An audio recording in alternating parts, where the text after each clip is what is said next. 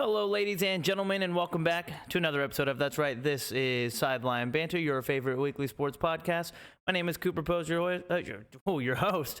Join with me, as always. I got my co-host, Weston Murphy. Behind the camera, we have Spencer Steinke, and we are very excited to bring you guys another electrifying episode of Sideline Banter after what seems to have been kind of a quiet week in sports. We're getting to that time where, some seasons are starting to wind down, baseball season's starting to pick up.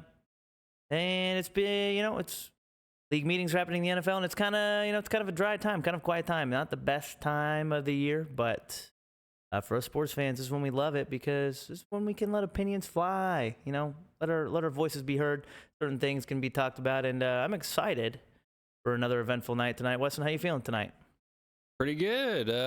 Ready to talk some basketball. I guess playoffs are, like you said, getting to the finals. We're going to see a finals matchup declared here soon. And hopefully. Yeah, I don't know. I wore the Celtics jersey today. You got that Celtics jersey on. Just because they won one game, preserved their season for another week or another day. Could be over tomorrow, but figured I'd bust out the Rajon Rondo, let the people know what's good with the Boston Celtics. Yeah, me personally, I'm hoping that they close it out tomorrow. That would be phenomenal, just so we can get the finals talk going, a little finals predictions going. Right now, Denver is the big favorite to win the finals, no matter who they play. I think they're a plus 550 favorite right now. Minus 550. I saw plus 550 on. That means they're not favored. Yeah, but I'm just saying I saw plus 50 online. So, yeah, back to what I was saying. Denver completed the sweep on Monday against the Lakers. 4-0 sweep. Unfortunate for Lakers fans. Spencer is grabbing his face, shaking his head behind the camera, as you know he is. What? He is a Lakers fan. Spence, before we get to it, how are you feeling today as our local Lakers fan? I mean, I kind of expected it, but I really thought we were going to take that game. Just hoping we avoided the sweep. That's all I really wanted because after losing 3 straight, you're down bad. Yeah. But after losing 3 straight, I kind of lost hope that we had any chance. And I just want to say, got to eat my words from last week, and actually from even the Warriors saying I wasn't scared about the Nuggets. They're the real deal. So hey, and now we got LeBron contemplating retirement. So there's that too. Yeah. A lot of shit we have to do in the offseason.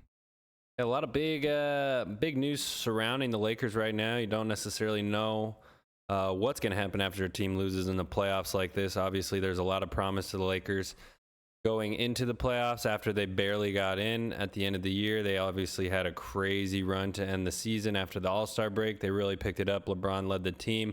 AD had his flashes, but didn't happen to show up in that last game of the playoffs. Definitely a big bummer for Lakers fans. But now, yeah, we go to the drawing board in LA as they are essentially forced in this position to make changes in their roster. LeBron obviously saying that he's potentially, thinking about retirement, but I think we can all agree here that he's not going to retire. He just wants the attention right now, I think, after the series. Kind of wants to shift the attention away from taking a 4-0, beating from the Nuggets. It kind of takes a little bit of pressure off of his back, especially the way that game ended. It was kind of unfortunate. The last shot came down to LeBron after having one of the best first halves I've ever seen, honestly. Scored the highest first half scoring he had in his whole career. Yeah, or postseason career, sorry. 30 points easily. He had 4 assists, hit his over on points in the first half. And he was turning. He was doing, honestly, unprecedented things for a 38-year-old guy in his 20th year. We haven't seen LeBron really push the basket and attack the rim like that. And it was seeming like he could just get whatever he wanted in that game, especially in the first half. And then he comes out in the second half, and it just looked like the whole entire strategy had changed. He wasn't attacking anymore. He was being very, very, passive as far as... I think he was waiting to see if somebody from the team was going to maybe step up a little bit and maybe help him take control in the game. Yeah, but I don't know if that's a situation where you can wait for somebody, especially when they had no answer for him in the post. Well, Denver definitely did something because he only scored 9 points in the second half, and I agree. Yes, he was kind of hesitant, but he was doing what he did in those other 3 games where he was just kind of sitting around the 3-point line, and You know, he didn't have much success in the 3 previous games, but that one he did. He was hitting. Yeah. I think he was 4 for 4 It was 4 or for 4 4. for 5. And then his production just stopped. I mean, if keep the ball out of his hands, the game plan is completely changed. AD wasn't really producing much on offense at all. Even I know they were going through LeBron in the first half, but the second half, AD didn't take over at all. Yeah, and that was what it looked like the strategy to take up was because LeBron was eating in the whole first half of the pick and roll. Then they started blitzing him when the second half came, taking LeBron out of the playmaker role in Double, that pick and roll. teams. Yeah, and closing on him, triple teaming him when they needed to, and that's the position where you want to see AD take the lead because you're going to get the ball off of that pick and roll, off the double team every single time. And AD never really showed up, but LeBron was very passive. You know, a lot of the time would get into the paint and then pass out of it. You know, hit the 3-pointer or even take it back up top and kind of kill all the momentum on that offensive possession. I don't know. It kind of pissed me off to see because of the way he was so easily getting anything in the first half. It was almost like he was just not willing to take on defenders in the second half and finish through traffic. And I was like, bro, you're still getting good looks. You're still, driving and penetrating, able to get good shots up in the paint. Why are you being so hesitant when you get there? And that was the only part that I really had a problem with down the stretch, especially just because it came down to the wire and he had no momentum at the end of the game. He wasn't in sync like he was in the first half. And then when they gave him the ball, to take the final shot with 4 seconds left, it ended up being, a bad play where he gets trapped in the corner and has no opportunity to even get a shot up. And that's unfortunate because you would have loved to have seen that game, I think, go to overtime. I think he kind of hesitated on that last shot, though. It looked like he wanted to pull the step back 3 when he was getting ready to drive to the basket. And I think maybe he last minute thought maybe he should drive to the basket because that was what was working from the whole game. But that last shot definitely seemed very hesitant out of him, and it was very disappointing. I think, he definitely went away from his game plan, obviously, in the second half compared to how he played in the first half. He was really driving to the basket a lot, using the post game a lot, using his body a lot, which I feel like is when LeBron is most successful, when he uses his size to his advantage. Because the offense goes through him. Yeah, period. When the offense goes through him. If he's the one in control, I mean, that's where those guys were double teaming and he'd find the open man. Because even in the first half, though he had 30 points, a lot of our guys were still hitting the 3 or whatnot. Dennis hit, I think, 2 or 3 in a row. I think it's kind of wild that Ham also waited until 4 seconds left. Well, the most crucial game of the season to bench D'Lo, who hasn't been playing very well at all in this series. So a lot of question marks with this Lakers team. A lot of question marks with decisions that were made in the second half. It really did look like the first half, this was their game. And, I mean, it really was their game to lose at halftime. And they had a 16-point lead heading into half. And Denver just came out in that second half and really just turned it up. I understand whenever you're not shooting very well from 3, you can't just stop shooting. But at that point, everybody was missing from beyond the arc. And they just have to, I don't know, I feel like they have to play with that in mind that you can't just be jacking up these shots against this Nuggets team because they're hitting everything. Every one of their guys were. They were literally so we don't everything. have any room for error there. Got to play smart possessions every time you have the ball. And so I feel like that in the second half is where we started to fall off. And I mean, Jokic was hitting crazy shot after crazy shot. AD had some crazy D on him. Those step back threes were insane. Bro, it was ridiculous. I mean, there's just nothing you can do I don't know. I mean, he was well defended on both of those step backs, and he was able to put it over both defenders just because of the way the trajectory he shoots that ball. But I don't know. With LeBron's performance kind of changing in the second half, it pisses me off as well. Just even in this photo, like for the last shot, he's clearly getting triple teamed. Like you don't have a shot in that position. Jokic is there to help. You have Murray over top and you have Gordon all there pretty much contesting that shot. Surprised he didn't pass it out. Pass the ball and get someone else a shot. I know it's LeBron. You want to take the last shot and send it to overtime, do whatever you need to do. Yeah, normally he does pass it too. Exactly. And that's the part that I kind of think is trivial is like, was he in his own head about passing the ball for whatever people are going to say about his legacy after that, given that it is, a game where they're facing a sweep, or is it the vice versa now where we look at it and we're like, LeBron made the wrong decision in that kind of situation. But either way, I don't really think it necessarily matters if like you said, you guys could have survived being swept for that game. I don't think it makes a difference for the series. The Nuggets are just so deep. They shoot at such a high percentage. Their half-court offense is just so dominant. Jokic is able to body any player in the NBA and has proven that time and time and again. It's like we were talking about it last week. The NBA obviously gave Joel Embiid the MVP this year, but the way Jokic is playing, it's more like I saw even a meme of it today. Give Jokic or give Embiid the MVP. Jokic is going for greatest of all time, greatest playoff run of all time. I think yeah, he's up there. If they win the finals and he wins Finals MVP, it will be definitely a top 3 finals run of all time for sure. I think. Yeah, he's got 13 triple doubles. Yeah, 13 playoff triple doubles. That's insane. Dude, every facet of his game has just been so fucking polished. Like his passing is incredible. Miss. Honestly, he literally it's cannot miss crazy. right now. He literally can't miss. Him and Murray both. I think Murray isn't being talked. Murray's definitely getting out there finally, but I don't think he's being talked about enough. They were missing last year, man. He's definitely one of the best guards in the league, in my opinion. I think people kind of hate on him too much because he was injured and missed a whole year, and Denver's kind of been that team where they've made some noise in the regular season, and then when it comes to postseason, they haven't been able to keep up the pace that they had in the regular season. So I think I saw something that said Murray averaged like 25 points a game in this conference final series, which, again, phenomenal performance. If Denver's performing like this in the finals, it's going to be tough no matter who plays them. It's going to be tough. Right now, it's really hard for me to not pick Denver to win the finals. I think it's easy to say that because we don't really know who they're playing yet. It don't matter. But regardless, right now it does look like this is Denver's finals to lose. I mean, it doesn't matter how good your defense is against them. Murray or Jokic are putting up shots, and if they're not, you're double teaming them. They got an open man who can hit it. Yeah, so it's impossible. I feel like.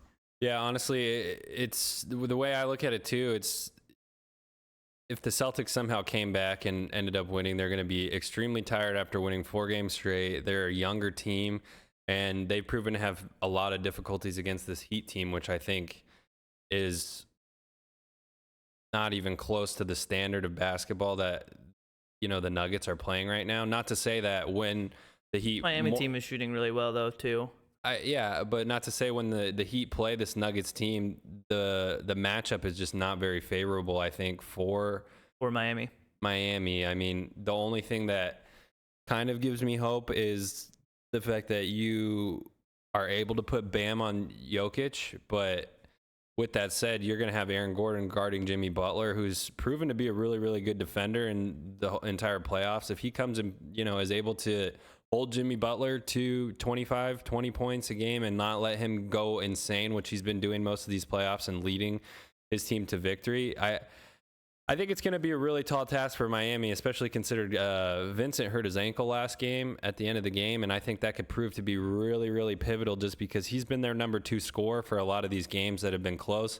Needed him to get 20 to 25 points, and he's done it a couple times, and this is where Miami has really been able to, separate themselves from their competition. But I just don't have a lot of faith in, Miami does have depth on their side, I think, which is going to help against the Nuggets because they're such a deep team. But I don't know. It's a really good matchup, and you love the narrative, obviously, of Jimmy Butler, and you want to see him,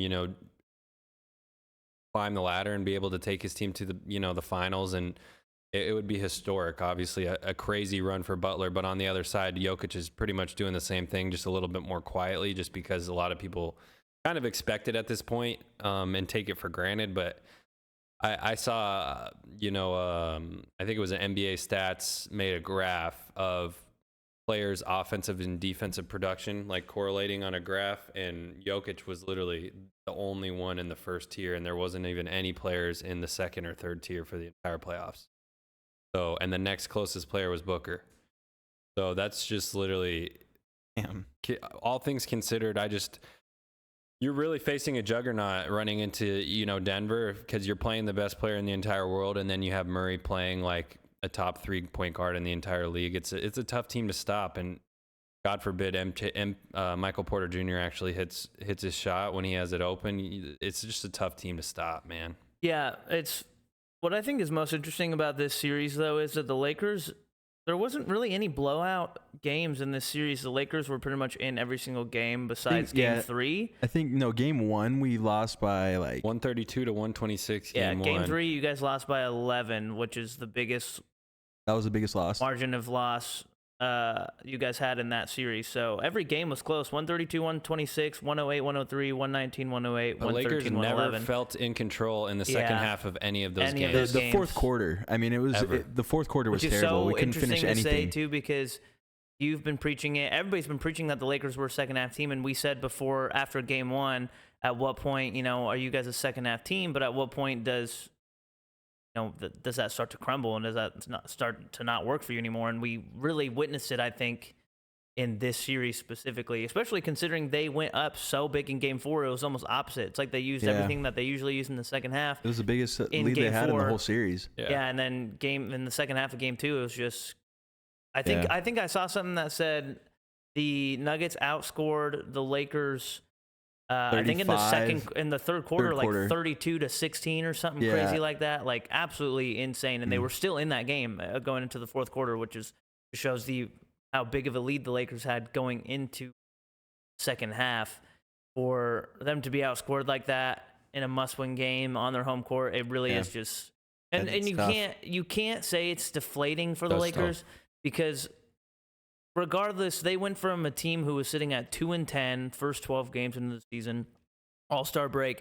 They weren't even sniffing the play-in tournament to going to the conference finals, beating a really good Grizzlies team, beating the defending champions in the Golden State Warriors, who LeBron and the Warriors obviously have gone back and forth over the years a ton, to obviously being swept by a really great Nuggets team. So I don't think the Lakers can hold their heads too low.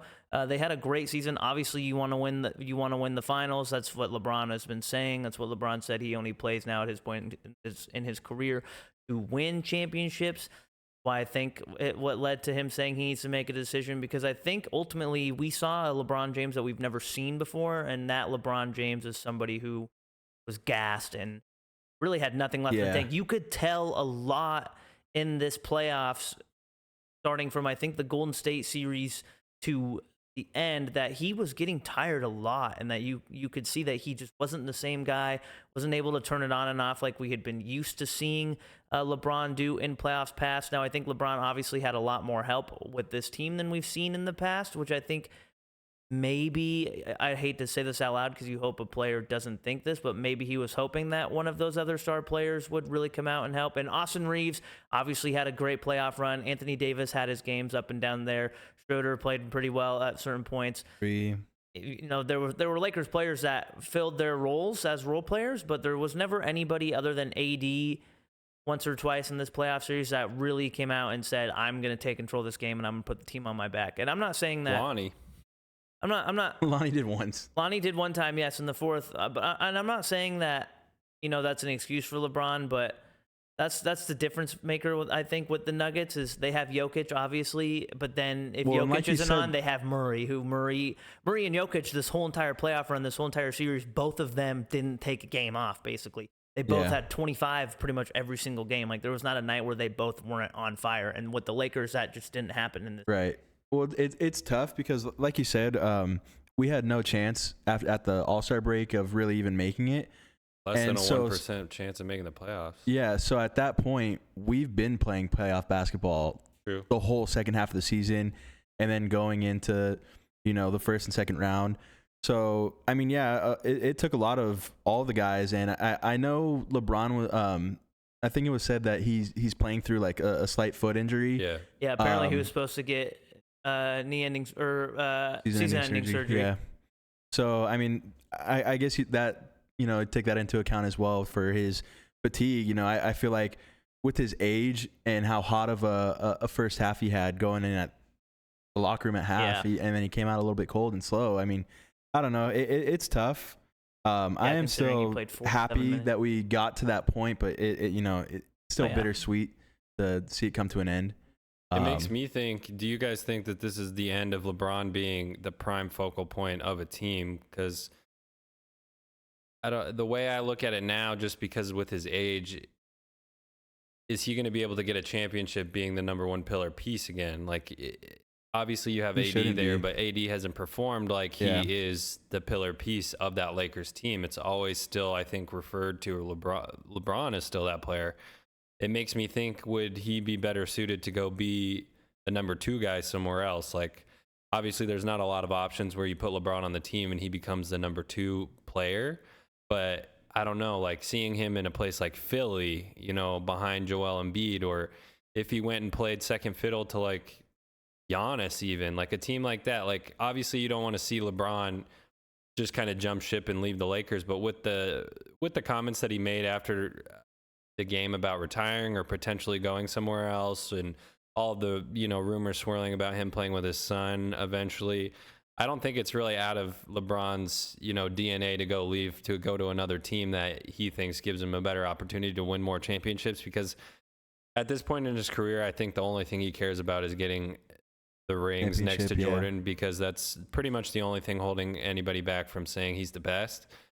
And at this point, he's done everything else. So I think that that's kind of his motivating factor. It just kind of, the question spikes with me is because the way I look at this Lakers team right now, unless they bring in another, you know, player that allows LeBron to not necessarily be, allows LeBron to not necessarily be, you know, the guy that all the pressure falls on in the playoffs or when it comes down to it, I don't know if they're going to be able to get it done in the Western Conference, because we saw how neutralizing Joker is and how him and Murray are able to, you know, run perfect half-court offense essentially, and that just kills a team like the Lakers that, you know, prides themselves on being a team that comes back in the second half or makes their money in the second half.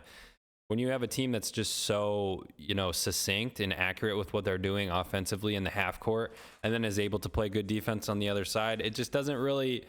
LeBron is not the same LeBron where he can just take the ball down and go dunk on you, you know, 5 times and then get an open shot because teams are scared of him taking it in. Yeah. So I don't know. Would you guys think that he would be better suited with, you know, on another team that has a superstar that he could potentially play second fiddle to, shoot more threes, be a little bit more lenient on the defensive side, you know, not really have as much asked upon of him? And would that be even something he would be interested in doing? Is kind of my interest at this point. Well, there's been a lot of talks. Obviously, with Kyrie Irving being there for, I think, every game. Yeah. He was courtside, huh? Of the postseason. So, yeah, I don't know if his comments about retirement were just like kind of to push Pelinka to make these big moves to get more of a star-studded cast around him. Because, yeah, I mean, we need consistency in our guards. I mean, we were so uncertain throughout the postseason and really the second half of our season of who's our main starting 5. Yeah, facts. Obviously, we have AD and Bron, but all the other guys were switching out. It's kind of been like that with the Lakers the last couple of years, I feel like. It has, and that's kind of been tough. And I think if we have some consistency in the point guard, shooting guard positions, some guys who can hold their own and fill in for those roles for Bron and AD, or, you know, there's talks of getting Trae Young. I feel like he would be a really good addition. That'd be huge. I think at that point, then we would have better hopes of making another championship push. But the thing is, it can't all be on Bron. Yeah. He's like you said, he's too old for it. I don't think he's that guy to have the offense and I mean, really everything go through him. But we want it to go through AD, but it's so hard for him to stay healthy. And I've said it before. I like AD a lot, but I almost don't know if it's worth putting everything into him, because he just he can't stay healthy or consistent with his play like he used to be. And I don't know if he can get back to that point. I'd love to keep him, because I think whenever he is at that level, he's one of the best in the league.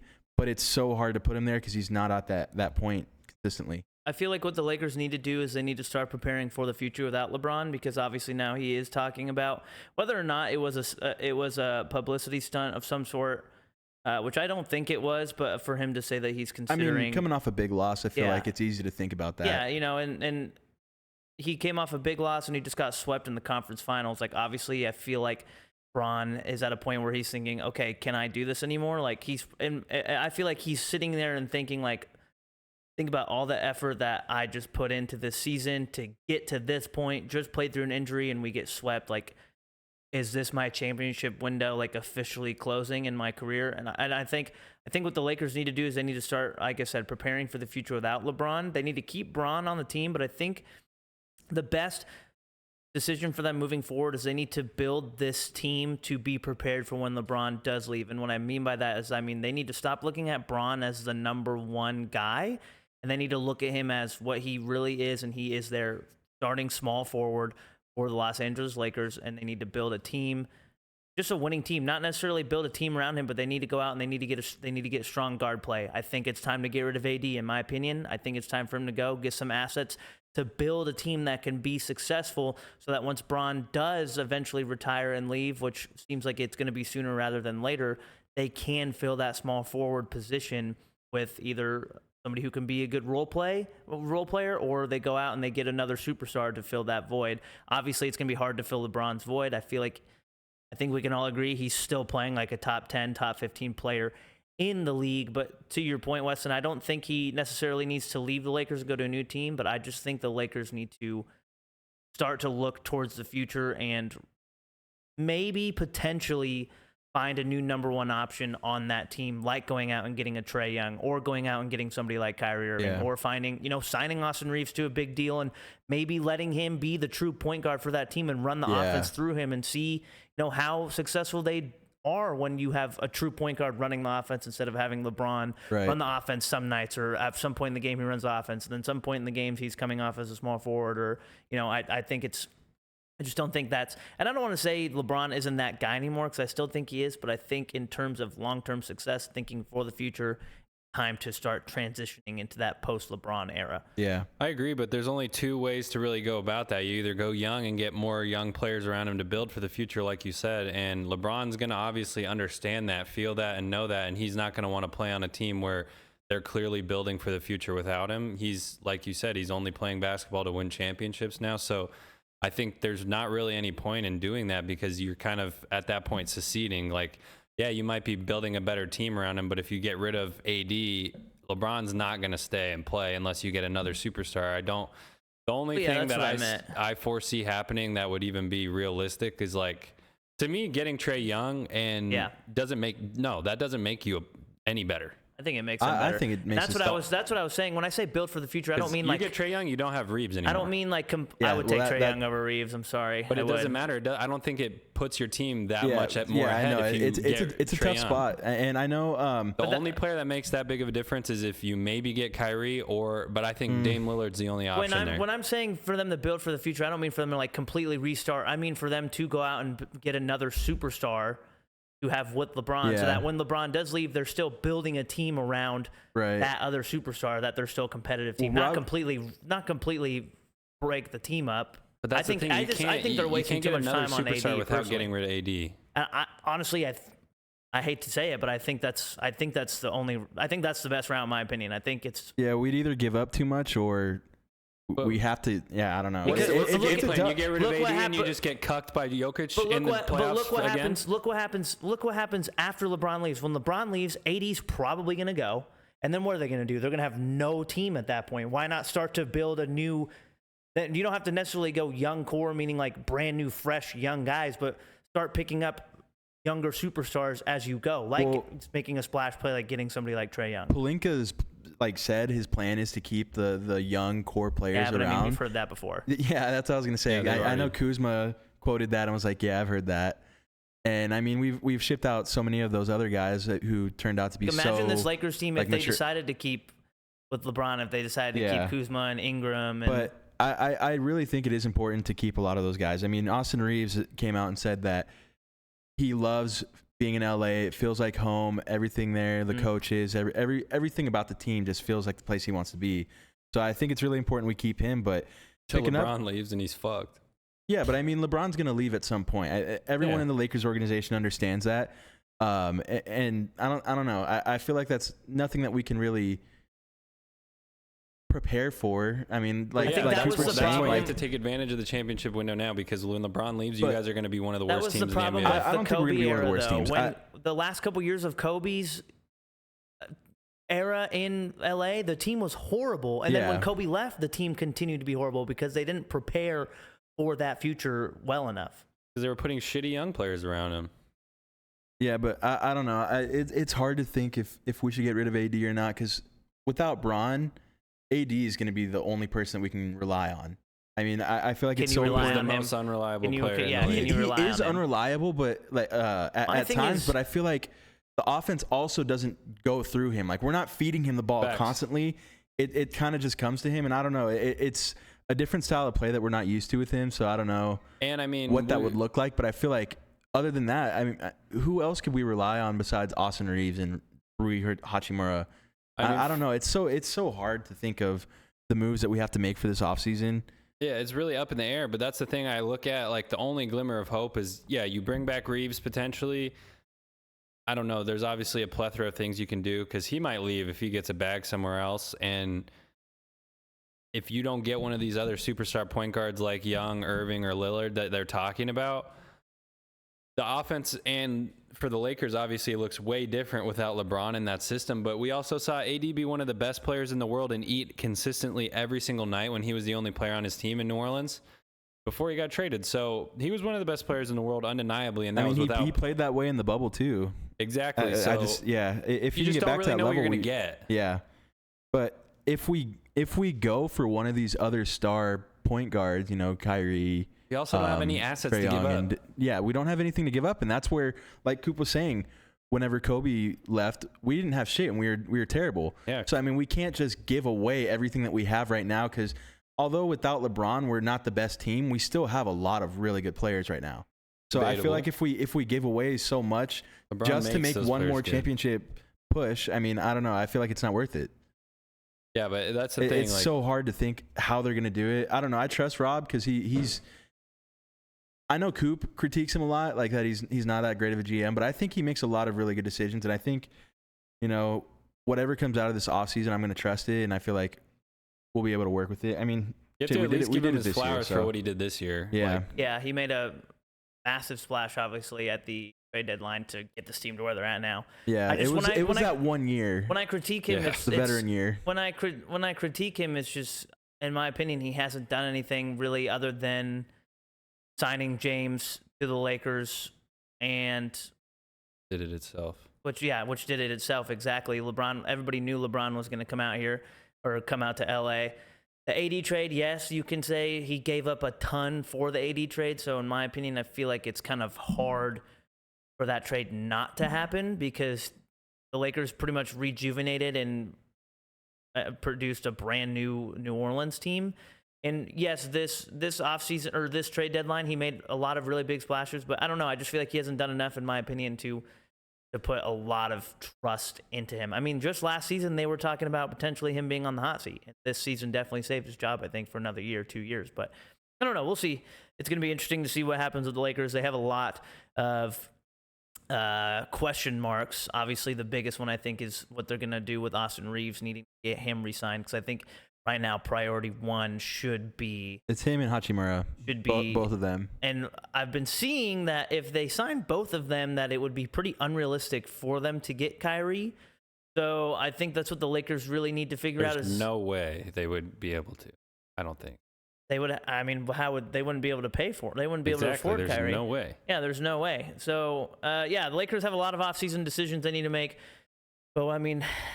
We're doing exactly what everybody's been doing. We barely talked about this Nuggets team. They just swept the Los Angeles Lakers in the Western Conference Finals. They're going to their first finals. This is the last we're going to talk about the Lakers. We still got a lot to see from Nuggets. I'm excited to watch them play in the finals. Yeah, it should be. Jokic is going to be a killer. And before we move on to the Celtics Heat series, I do want to ask if the Nuggets do go on to win the finals and Jokic wins Finals MVP, is he the best player in the NBA right now? Oh, he already is right now. I think easily. Spence, what do you think? Yeah, I think so. Yeah, I think he definitely. It's so weird because, like, for me, I've never really seen the 5 position be the best person in the league. Like, I don't know. But he doesn't. We have seen it before, like in Shaq, Will, Kareem, all those players, and he doesn't play anything like any of them. He literally plays like a guard at the 5 spot. Dude, he plays so fucking different than anything I've ever seen. I've never seen a center really be so fluent with consistent 3-point and mid-range shooting as well. Well, I've never seen anybody just shoot the ball so fucking weird and it goes in every time. Every time. Fuck the shooting, bro. He's literally undeniably a top 5 passer of all time already as a center. I agree with that for sure. Like, he's phenomenal. Ridiculous. Phenomenal. But no, I really think, I mean, the rest of the team, though, is why they're so successful. Because, I mean, yeah, Jokic, best player in the league. Jamal Murray, another really good. I don't know if I'd say top 5 point guards, but he's he's really definitely starting to top push 10 He's his making for his sure. case. he really Making is. his But case this a year, lot you're of right. those other guys have just been so consistent, and that's why I think they're so successful. I mean, it's so easy for all those other guys with how good Jokic is, and I don't know. I really think the whole it's not just the Jokic show; it's the whole fucking team. could be recency No, I bias. agree. That but Nuggets team is phenomenal. They have the depth is ridiculous on that team. it might be recency bias, but would you guys take Kyrie right now over Murray? No, No way. honestly, I like Kyrie. He's been a really good player, and he has that history with Bron. In his own world right now. I don't really think he's the same player he used to be. I don't know. After the Brooklyn experience, he's not. He's hasn't even with been. the Mavericks. I think he just hasn't really had a chance to. I forgot he even played for the Mavericks. I just don't think he's really had a chance to play consistent basketball the last 2 years. That's true. He's had a lot of off the court and on the court issues with the whole COVID vaccine thing. I'm not even going to try and say the word again like I did last week. The online Fucked up. the online issues he was having, and obviously being traded to Dallas. Dallas being not really that great when he gets there. I don't know. I still think Kyrie, in my opinion, might have the edge over Murray, but I mean, We've seen Kyrie hurt his teams more than help them. Yeah.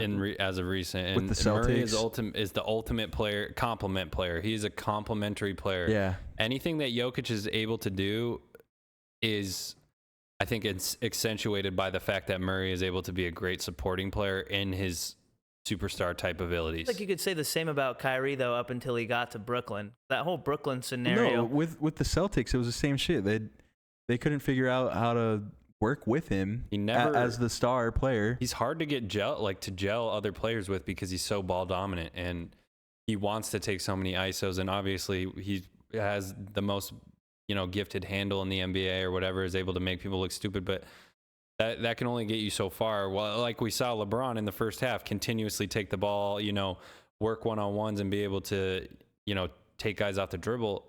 That only got him so far in the first half, and it caught up to him with the half-court offense by the Nuggets. And that's kind of the same type of situation we see Kyrie get in, is that he wants to take over a game and do everything himself, and it's just not as seemingly fluent for him to be able to get others involved and play as complementary basketball as what we're seeing Jamal Murray play with his superstar, tandem with Jokic. Yeah, well, the Nuggets, congrats to them. Phenomenal sweep of the LA Lakers. Very unfortunate. Sorry about it, Spence. Lakers will be back. I don't think this is the last At least they were there. Shit. Yeah, I don't think this will be the last that we will see of them. Suns would have got clapped too. I mean, Suns did get clapped. Yeah. But They won a game or two, but I feel like at this point in the postseason, the Nuggets team is just looking better and better. Oh, yeah. I mean, I don't think I think if the Suns were to go against that team, I don't know if it would have been as close. Mm. I know we didn't win a game, but they were all close. They were all close. They literally all 3 out of 4 came down to pretty much the last couple possessions. Yeah. So And Malone's a great coach. I think he fits really good there. I think that's why he's been getting so angry lately, because people haven't been recognizing how great of a coach he is and how great his team is. Yeah, the players love him. I think they can tell. And I think that's a testament to him as well, is that he knows what he has in Murray and Jokic being two of the best players in the NBA, but the way that he's able to elevate his role players and his bench and utilize his depth. He's using Jeff Green. Jeff Green and Bruce Brown. Bruce Brown have been two of the, shining stars, I think, as far as supporting cast players in the whole playoff series. I mean, Bruce Brown has performed. Dude, every night. I think maybe game 4 he didn't have as great of a night, but still his performance has been just. He's playing like a starter and he's coming off the bench. It's crazy, yeah. It's crazy.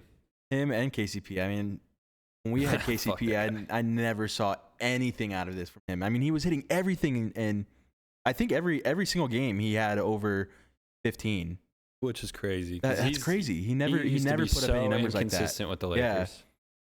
Yeah. Very inconsistent. But yeah, Nuggets will be sitting at home waiting to see who they're going to play. Hopefully they find out tomorrow, as Boston gets another win, or Boston gets their first win of the series last night. Final score 116-99 against the Miami Heat. They take it to game 5 tomorrow in Boston.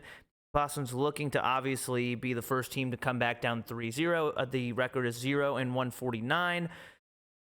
Now, I hate to admit it, very nervous, at least in my opinion.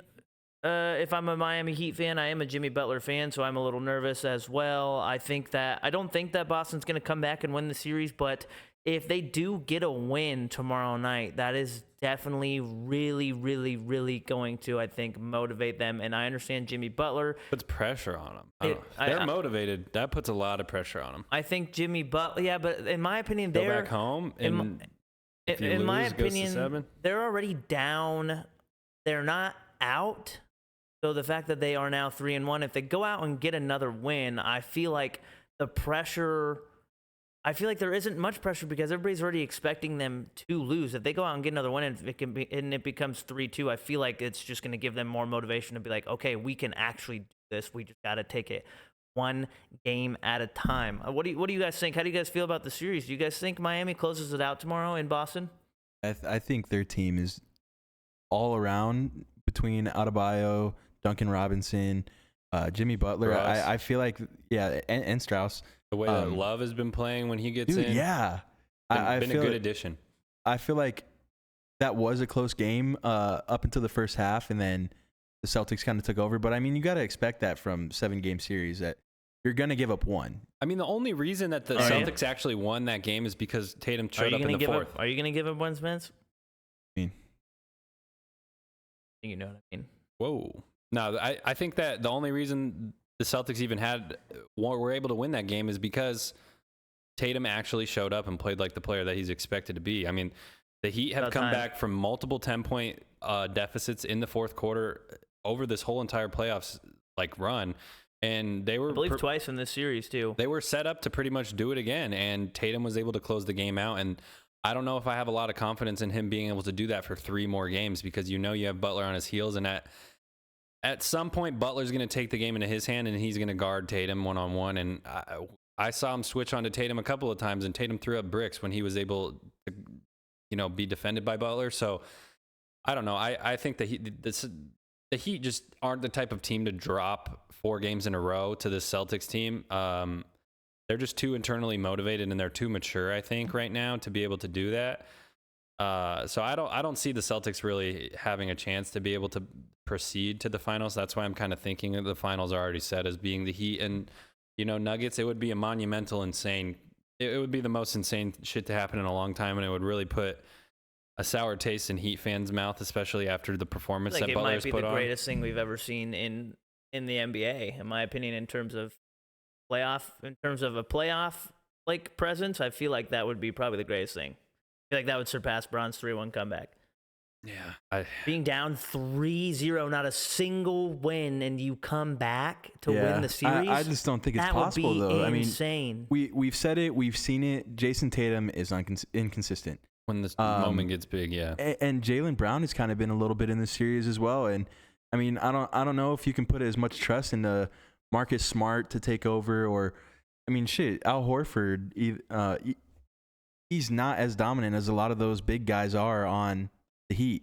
Jokic would get. I think it was really honestly just a Celtics night, because their starting 5 alone had a really great performance, but Jimmy Butler didn't even play his best night. He actually played not that great. He had 29 points. He was 10 for 12 from the free throw line, but he only shot 9 for 21, 1 for 4 from the 3. So, I mean, if Jimmy plays like he usually plays his whole playoffs, the Heat close out this game. So I think as long as Jimmy bounces back and has a Jimmy Butler type game in game 5. Well, that second half, they also took a lot of weird shots. I saw Kyle Lowry taking the ball a lot, driving down the lane, and throwing up some weird floaters. I don't know. I feel like they weren't playing as smart as they have been the rest of the series. So, yeah, like you said, I think it was just a Celtics game to take. And Miami, honestly, I hate to say this. I hate to make this assumption because they're a professional sports team. I want to think this, but I feel like Miami, the way that they were playing, I honestly think that they thought maybe Boston was just done and out. Yeah, they're just considering all the things that have been coming out the past couple of days about how the players don't really seem to have a great relationship with their head coach. I don't know how much of this is obviously true. That's just speculation, but reports have come out that this team is tired of pretending to like each other. Like, a lot of things came out after that Game 3 loss.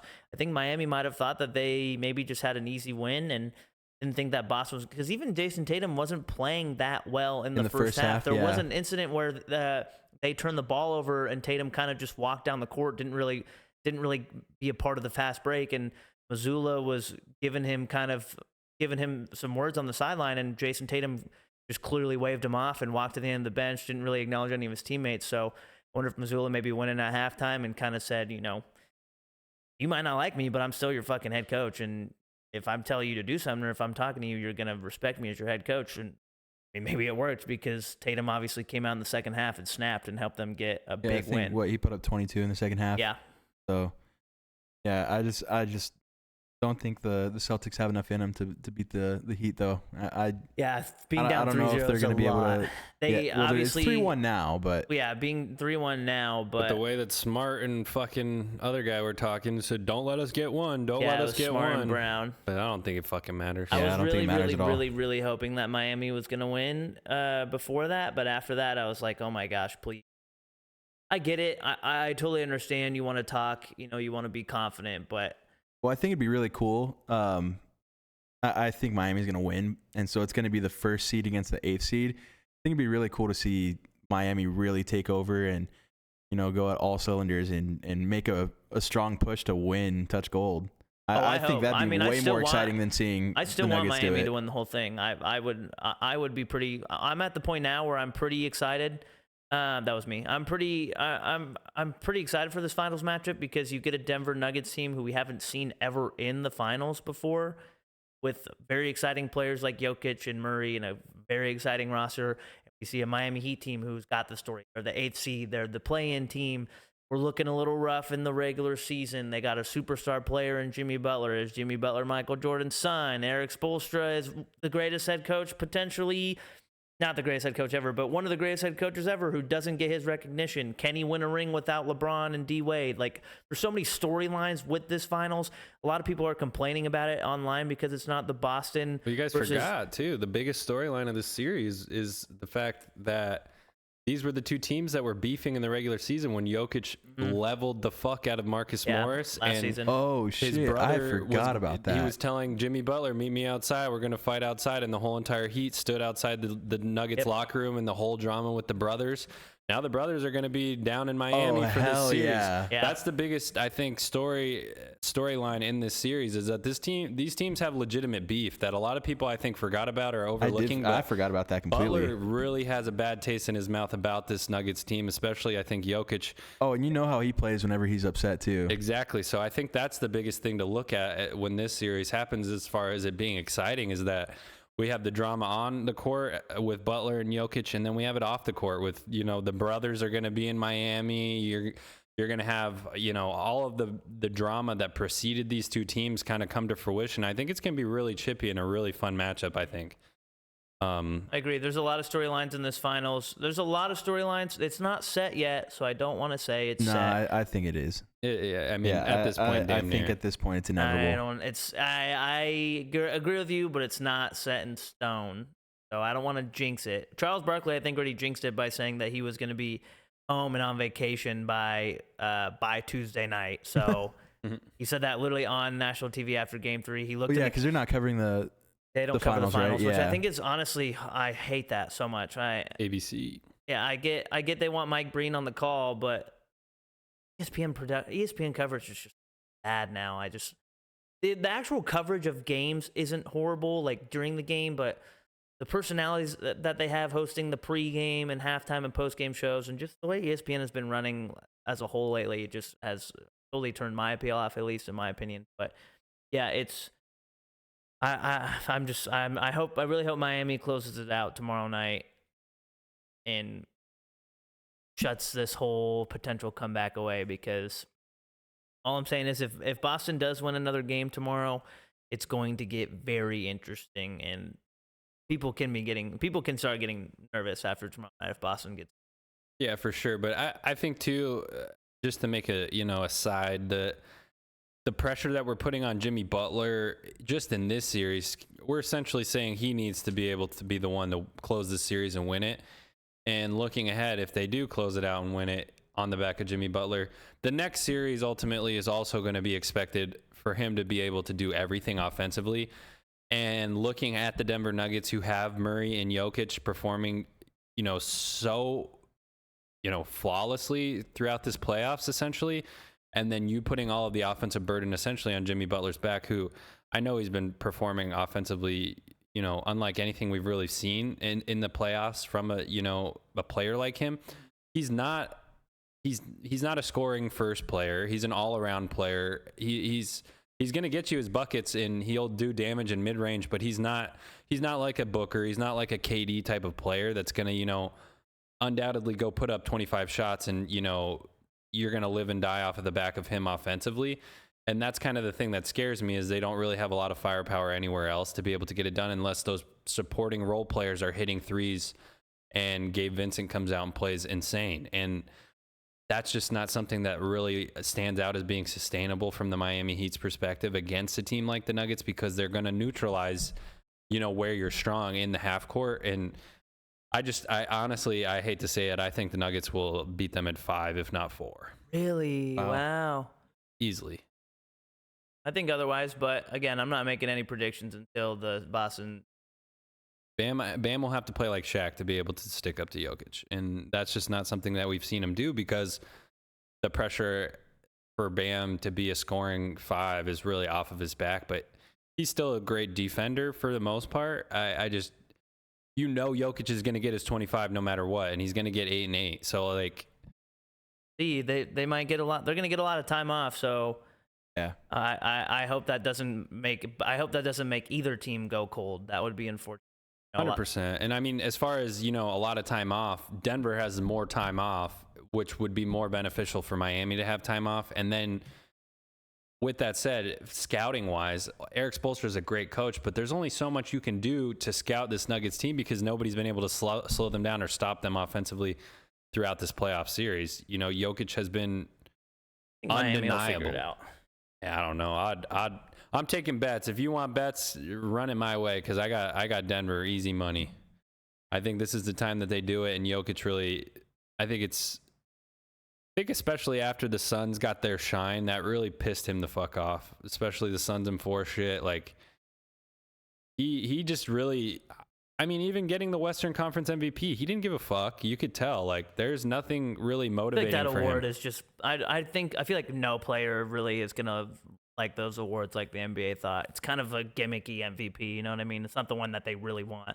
Because, like, imagine if you win conference finals MVP and then, like, you don't win finals MVP. Like, nobody's going to give a shit who won the conference finals MVP. People are only going to care who won the finals MVP.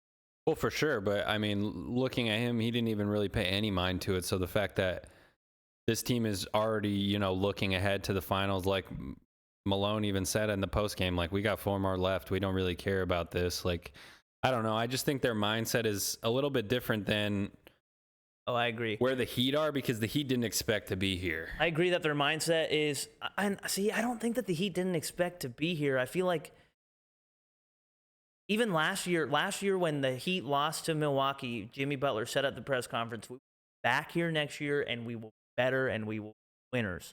So I feel like Miami always expected to be back here, but I agree with your point that the Nuggets are thinking differently, and I say that because specifically when I was listening to 98.7 one morning, the morning show was saying how they did not like how Malone kept saying during the Sun series after every single game, "We are here to win a championship. We're trying to win a championship." And they kept criticizing him for saying that their goal is to win the championship, because they were saying that, as a coach, you should be focusing on right here, right now. And I think that's so dumb, because the whole point of making the playoffs, the whole point of why you wake up in the morning as a professional athlete is to win a championship. So why would you not get up on the podium and say, we're here to win a championship? Every player does it. They all do the countdowns to how many games that they have left to win the finals. I guarantee you every team does that when they make the playoffs.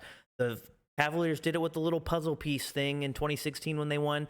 Jimmy Butler's been tweeting how many games they have left until they win the finals. I just said Malone was saying after every game that their goal is to win a championship. So Denver has already been in this championship mindset beginning of this playoff series. And like I said, I agree with you that I feel like they are going to be the unstoppable force in this finals. I think if and when Miami does win this series, they are going to surprise a lot of people.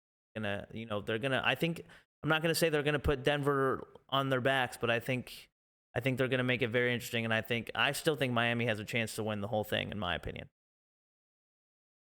I think Miami, they might not have, like, across the board, if you look at the starting five of the Nuggets and the starting five of the Heat, I think the Nuggets are well above the Heat. But I still think with the tenacity that they come with to play every night, they can compete with that Nuggets team. I don't know. I feel like it's not going to be as one-sided as I think Weston and a lot of people think. I think this Heat team will punch back. Yeah, it's going to be an interesting finals. Like I said, I keep saying Miami, but Miami's got to win first, so we'll see what goes on with that. Miami and Boston play Game 5 tomorrow, Thursday night. Be interesting. Hopefully Miami takes the win. But NBA is sadly almost near the end. We are a week away from the finals. Most exciting time of the year is coming to an end in terms of basketball. What a phenomenal playoffs these have been, though. This has been probably the best playoffs in recent memory that I can remember. It's been tremendous. I'm very excited for the finals and what's to come moving forward. This season has made me more of a basketball fan than I think I ever have been, considering I've been covering it more and watching it more. So it should be exciting. I'm ready for the finals. I'm ready for Boston to end this thing. But let's get to a little NFL talk. We wanted to get a little NFL talk going tonight. Not much going on. The league meetings were going on this week. Commanders' official sale is being talked about. It hasn't been made official yet. That's something that they have been saying they are probably not going to vote on, but will hopefully be announced before the beginning of the season. We had two new rule changes. NFL teams can now officially have an emergency quarterback on game day, so they can have the 53-man roster plus the emergency quarterback. But the one rule that I wanted to touch on real quickly before we get to a little bit of you're a gambling guy, you might be interested. We're going to look at the team's total wins on the season projections and give our input on that. But the new league rule that just came out was the touchback. A player can now basically call for a fair catch anywhere on the field during a kickoff, and it will be advanced automatically inside the 25. It will be advanced to the 25-yard line. I'm not a big fan of the rule. Weston, I can't imagine you're a big fan of the rule yourself, but how do you feel about it?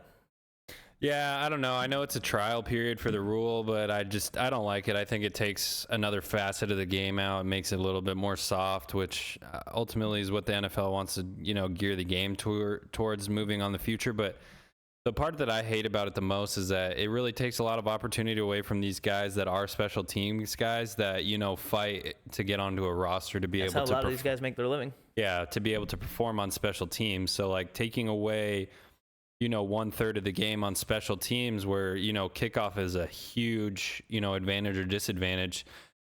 Special teams plays a pivotal role, especially in these close games where teams are really, really evenly matched on offense and defense.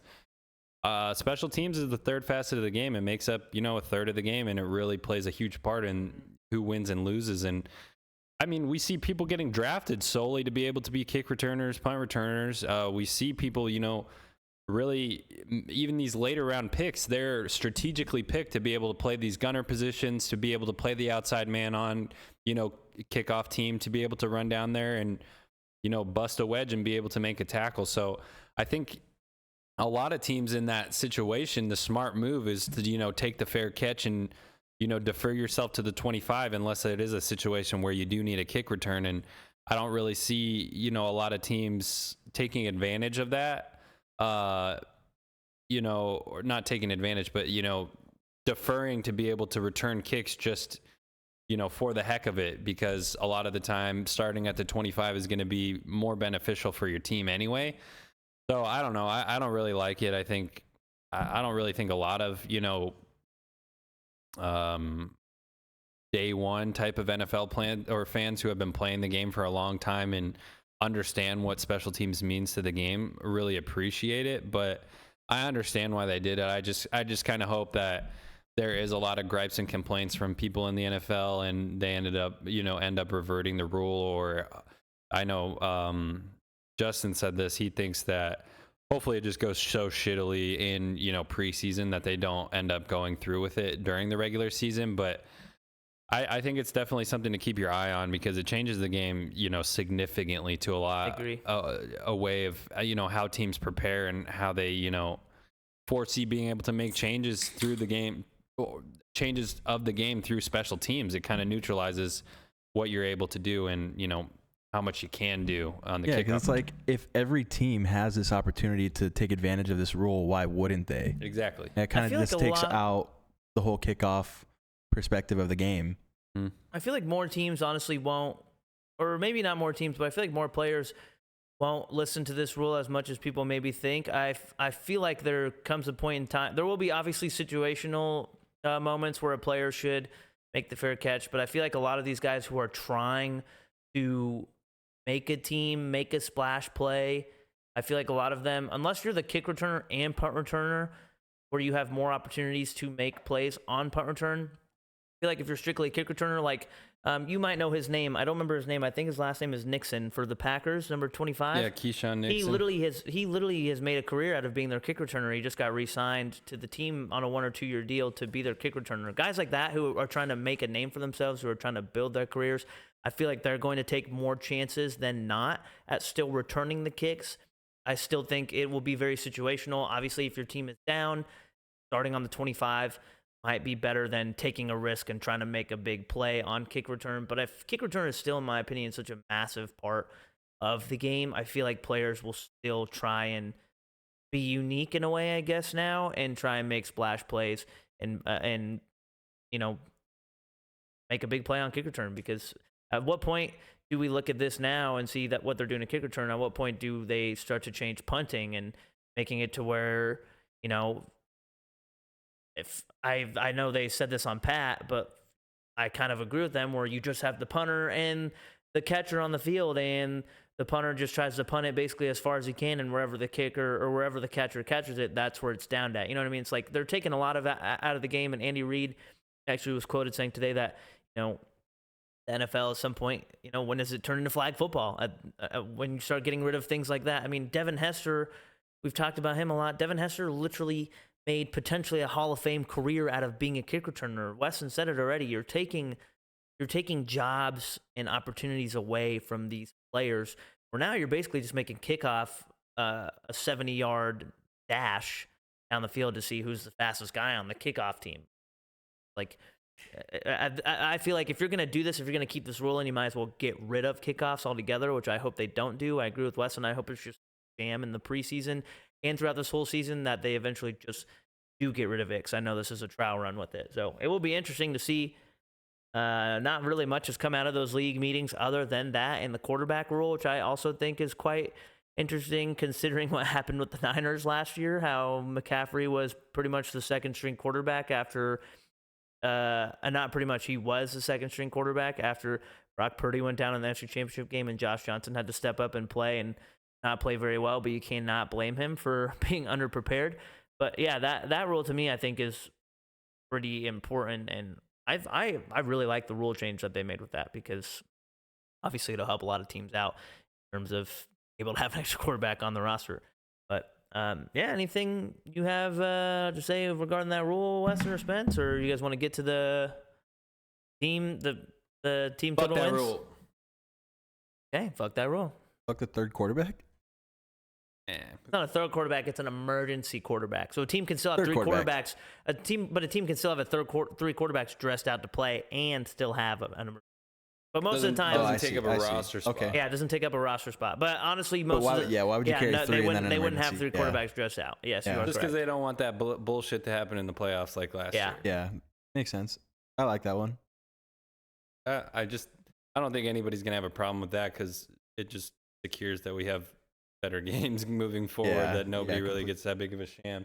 Either way, it's a backup quarterback. It's going to put the team at a severe disadvantage whether you have an extra one or not, but I mean, who cares? The NFL changing rules every year. I don't know. It's like, come on, guys. We have a perfect game already, but you guys just want to tweak it as much as possible. Goodell's about to get an extension, which Goodell's done a good job being the commissioner, I feel like, but Goodell's just a puppet. think What do you mean? Literally employed by the owners. Yeah, but he, if I'm not mistaken, doesn't he have final say on majority of the rules? I know the league votes on them, but No. I mean, I'm pretty sure Goodell is the one who eventually puts rules into play. Because all week people have. Essentially, because he's the figurehead of the NFL. But like the way that you should think about it is, all of the owners are at the top, and it's a funnel that goes all the way down to Goodell. Like he doesn't make any decisions. He's literally just a moderator. He's a narrator for the NFL, pretty much. But then who proposed the kickoff deal? The owners. The owner. It literally came out of the owners' meeting. So That's crazy. I just don't understand why you'd want to do that. Well, while we're on the NFL, why don't we take a look at the projections for next season? Weston, I believe you have it pulled up. I have it pulled up as well. We're going to go through the little lightning round. Total team win totals over under for next season. We are using what was presented by Pat McAfee Show. I'm only assuming is probably the odds from FanDuel, correct? I assume, yeah. This is as of May 11th, so it might have changed a little bit, but I think that they're going to be pretty reminiscent of what they were on May 11th, just because not too much has happened since then. So I think we could roll off of that. All right, we can go ahead and start. We'll start from you guys want to start from the top or the bottom? Let's start from the bottom. All right. The Arizona Shitbirds are the bottom team. The least expectations here. We got 4.5 wins for them. I'm going to go ahead and take the under on that one. I think they end the season with 4 wins. I'm going to take the under as well. I kind of want to take the over a little bit because depending on when Kyler Murray comes back. Yeah, that's the biggest question mark. But the way I look at it, I don't even think he's going to play this. I was going to take the over. Really? Just because I feel like 17 games, I feel like it's harder to lose 13 than it is to win 4 or 5. Cardinals have been this bad for this long, though. Yeah, I don't know. 4 wins to me wouldn't be surprising. Yeah, they almost did that last year, didn't they? Got 4 or 5. I don't remember. I think they did actually win 4 games last year. Yeah, they did. I think they went 4-13. I guess they can. Yeah, I'm taking the under. I'm taking 4 wins as well. Yeah, just because you still got the question mark with D-Hop. A lot of rumors swirling whether or not he's going to leave soon still. And if you don't have D-Hop, you really have no answer on offense. You have Hollywood Brown as your number one. And you just have the ultimate question mark. I know Kyler is reportedly ahead of schedule. He looks good. I know there's a picture posted with him and the strength coach and Zach Ertz the other day. All smiles. It looks good over there. But the way I look at it is if he doesn't see it beneficial for him to come back, I don't think that he will at any point. And if he rushes it, there's just, demise in that, organization for years to come because he may not be healthy fully 100%. Big holes. Big holes in the defense. You lose DBs. You got Isaiah Simmons playing on a contract year. He might not even be back type thing, like because his option didn't get picked up, right? Nope. Yeah, so he's playing on a contract year. You lose a lot of people on the D-line. This team's not going to be able to stop the run, and they're going to be in a shootout trying to score as many points as they can. And if D-Hop has a backup quarterback to him, he's going to get double teamed and not want to fucking play. I don't think D-Hop's going to be on the roster if it comes out that Kyler's not going to play to like halfway point of the year. Yeah, I just think there's too many question marks. Just give me the under on that point. I don't think the Cardinals are going to be able to, surpass expectations. They're just not in the position to do that. Next team we got is Houston Texans at 6.5, which is pretty interesting. Because I kind of like 6, but I feel like they might shock some people and be like a 7 or 8 win team next year. I think it's interesting. They are in one of the worst divisions in football, so I think you have to take that with a grain of salt that they could pick up a couple divisional wins, but outside of the division, they aren't really scaring anybody to me. I'll take the under on that just because of the question marks at QB, and if you do end up starting a rookie QB, there's going to be a lot of growing pains there. I know that their Dameon Pierce got injured last year, which was their focal point and pretty much their best reason to be able to, scrap a couple Davis wins. Mills said that he's confident that he's competing for the starting job with Stroud. I mean, this year, yeah, maybe, but after... I don't even think it's close. 17 touchdowns last year to 15 interceptions. I feel like they're gonna go with Stroud regardless. The only positive I think is that they do have a pretty solid amount of players on defense, and they have a lot of good young talent on defense. They have one of the most underrated safeties in the league in Petrie. And you have D'Amico Ryans, who's a defensive, mind coming in, which could be, pretty good for this team down the stretch, who can run the ball and can play good defense. But I just think ultimately when push comes to shove, you don't have quarterback figured out yet. And push comes to what? Push comes to shove, and you don't have a lot of weapons help on the outside to really scare any team. So I think teams with good defenses will be able to kind of bully them, but they could pick up a few divisional wins. I'll just still go with the under. I think they finish with 5 or 6. Next team, Bucks 6.5. I'll take the under 100%. I'm going way under. I feel like they're going to win maybe 5 games. Yeah, I think they're going to be one of the worst teams in the league. Who's their starting quarterback next year? Baker? Yeah, and I'm taking the under. Baker's dog shit, bro. I think Baker's career is done. Yeah. Next team is really interesting because we don't know what they're going to do at quarterback. You got the Indianapolis Colts sitting at 6.5 in that shitty division that the Texans are in, like we said. And the Colts really, really underperformed last year, but I like them to actually go over. Me as well. They got Jonathan Taylor coming back off of an injury, and they have hopefully the Maniac is going to be healthy again on defense. And he pretty much was out the whole year last year. I would hope that he's going to be healthy. Yeah, I know that he had the multiple surgeries, but they said that they corrected the initial issue. They need him to come back and be the player that he was before injury. They really need his Taylor to also come back and be the guy that he was before last year. And I think we're disrespecting him because he had a lot of offensive line problems, but I think that they'll be able to do it. It's just going to be who's starting at QB, because if it's Richardson, you're obviously going to go through a lot of growing pains. Yeah. But on the counter side, you're going to have Minshew, and who's not bad. Not bad, but we've also seen what Minshew, kind of defaults to do when he has a lot of pressure on his back. He tries to do everything. He tries to, win the game by himself. So I don't know. I think they're gonna. I see 7 to 8 wins out of them. I think 7 is their ceiling. What's the number? I think Richardson's gonna be 6.5. I honestly think Richardson's gonna be pretty solid. I like him a lot. I think he's gonna shock some people, but I see them at 7 wins. Nice. And as you said, their division is not the best. Jacksonville really is the only team that looks like they're looking up at the moment. Tennessee has a lot of question marks too. So I could see the Colts getting at least 4 wins out of their division next year and a couple wins off the bat somewhere else. I agree with that. I think I'd take those. All right, bet. Next team is very interesting. I got the Washington Commanders at 6.5. I'll take the under on that one just because of new coach. I don't necessarily think I believe in Bieniemy yet. Going to be really interesting to see what he does at quarterback position. Sam Howell, baby. Yeah, we'll see how Tennessee that works. legend. Yeah. He could end up being really good, but either way, I just don't want to put my eggs in a basket on a team with a new head coach and a lot of new pieces going Rivera's on the still over. there. He's the OC. Oh, Bieniemy is? Yeah, he's the OC. Oh, okay, that makes a little bit of a difference then. Maybe. I'd still take that. Yeah, but I'll take the under just because they're in the hardest division in football. I was gonna say their division's so hard. I think they're another team. Their ceiling is 7, so I'm gonna take the under as well. Spence? Yeah, I'm taking the under. All right, next team we have the LA Rams. Spence's team coming back off of one of their worst seasons in recent memory. I'm taking the over on this one, 100%. 6.5, by the way. Yeah, I'm taking the over as well. I think that they're obviously going to pick up 2 wins against the Cardinals, and I think McVay's scheme and having the leadership that they have with Aaron Donald on the defense, and then you have Matthew Stafford coming back, Cooper Kupp coming back.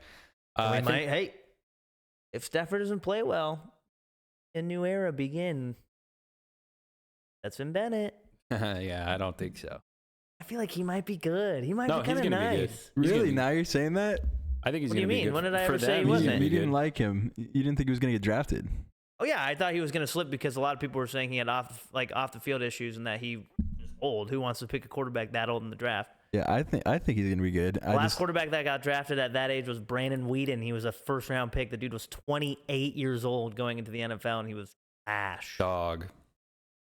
He was actually a professional baseball player, I think, for a little bit too, wasn't he? Before he went to the NFL.